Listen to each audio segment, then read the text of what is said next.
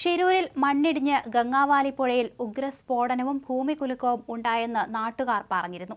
1/2 കിലോമീറ്ററോളം വീതിയുള്ള പുഴയുടെ മറുകര മാടങ്കേരി ഉൾവരെ എന്ന ഗ്രാമമാണ്. മത്സ്യത്തൊഴിലാളികളും ഗോത്രവിഭാഗക്കാരുമാണ് ഇവിടെ കൂടുതലുള്ളത്. 6 വീടുകൾ സ്ഫോടനത്തിൽ തകർന്നു. 9 പേരെ കാണാതായി. ഇതിൽ ഒരു സ്ത്രീയുടെ മൃതദേഹം കിട്ടി. പരിക്കേറ്റ 7 പേർ ഇപ്പോൾ ആശുപത്രിയിലാണ്. വീടുകളിലെ പാത്രങ്ങളും ഉപകരണങ്ങളും തകർന്നു. പുഴയിലെ വെള്ളത്തിന് പൊള്ളുന്ന ചൂട് അനുഭവപ്പെട്ടു. എന്നാൽ തീ ഉണ്ടായിരുന്നില്ലെന്ന് നാട്ടുകാർ പറഞ്ഞു.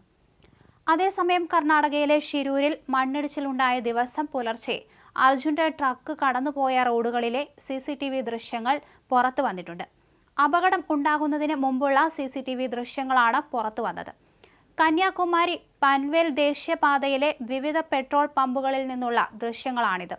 ഷിരൂരിന് ഏറ്റവും അടുത്തുള്ള പമ്പുകളിൽ വ്യക്തമായ CCTV ദൃശ്യങ്ങളിൽ അർജുന്റെ ട്രക്ക് പോകുന്നത് കാണുന്നുണ്ട്.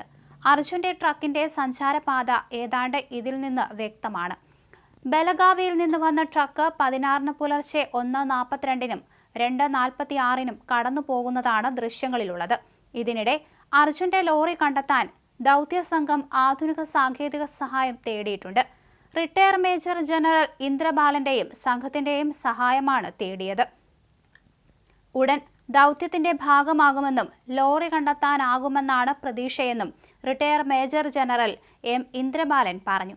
ഏറ്റവും പുതിയ ടെക്നോളജി ഇതിനായി ഉപയോഗിക്കും. വിദഗ്ധ സംഘം ദില്ലിയിൽ സജ്ജമാണ്. ഉപകരണങ്ങൾ ദില്ലിയിൽ നിന്നും എത്തിക്കാനുള്ള അനുമതിക്ക് കാത്തിരിക്കുകയാണ്.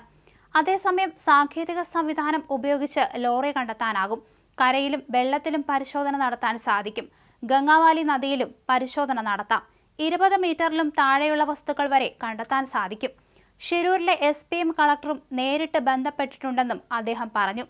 എന്തായാലും ഇസ്രോ കൈമാറിയ ദൃശ്യങ്ങളിൽ നിന്ന് സൂചനകളില്ലെന്ന് ഉത്തര കന്നഡ ജില്ലാ കളക്ടർ പറഞ്ഞു. ദുരന്തം നടന്നതിന് മുമ്പും ശേഷവുമുള്ള ചിത്രങ്ങൾ ജില്ലാ ഭരണകൂടത്തിന് കിട്ടി. ദുരന്തം നടന്ന ദിവസം പുലർച്ചെ 6 മണിക്കുള്ള സാറ്റലൈറ്റ് ചിത്രമാണ് ഇസ്രോ കൈമാറിയത്. 16-ന് പുലർച്ചെയുള്ള ചിത്രങ്ങൾ ആകെ കാർമേഘം മൂടിയ നിലയിലാണ്. മണ്ണിടിച്ചിലുണ്ടായ സ്ഥലത്തെ ദൃശ്യം ഒന്നും കൃത്യമായി ലഭിച്ചിട്ടില്ല എന്നാണ് കളക്ടർ പറഞ്ഞത്. അതേസമയം ഇന്നലെ അർജുനു വേണ്ടിയുള്ള തെരച്ചിൽ, കരയിലെ തെരച്ചിൽ അവസാനിപ്പിച്ചിരുന്നു. ഇന്ന് പുഴയിലെ തെരച്ചിൽ തുടരുകയാണ്. അതേസമയം കൂടുതൽ വിദഗ്ധമായ ആധുനികമായ ഉപകരണങ്ങൾ ഇതിനായി ആവശ്യമാകും. അതുകൊണ്ട് തന്നെ നാവികസേന ഇത് എത്തിക്കാനുള്ള തയ്യാറെടുപ്പിലാണ്.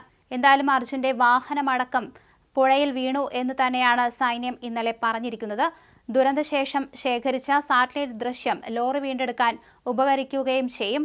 ജില്ലാ ഭരണകൂടം ആവശ്യപ്പെട്ട പ്രകാരം മേഘങ്ങളില്ലാത്ത സമയത്ത് നദിയുടെ ചിത്രങ്ങൾ RCS പകർത്തിയിട്ടുണ്ട്. ഇതുപയോഗിച്ച് എത്രത്തോളം മണ്ണ് എത്ര വ്യാപ്തിയിൽ വീണിട്ടുണ്ട് എന്നതിൽ പ്രാഥമിക വിലയിരുത്തൽ നടത്തിയിട്ടുണ്ട്.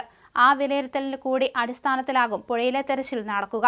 നദിക്കരയോട് ചേർന്ന് മണ്ണ് വീണ സ്ഥലത്ത് സിഗ്നൽ കിട്ടിയിടത്തായിരിക്കും ആദ്യം തെരയുക. ഇപ്പോഴുള്ള കരയുടെ 40 മീറ്റർ അകലെയാണ് ഈ സ്ഥലമെന്നും ജില്ലാ കളക്ടർ പറഞ്ഞു.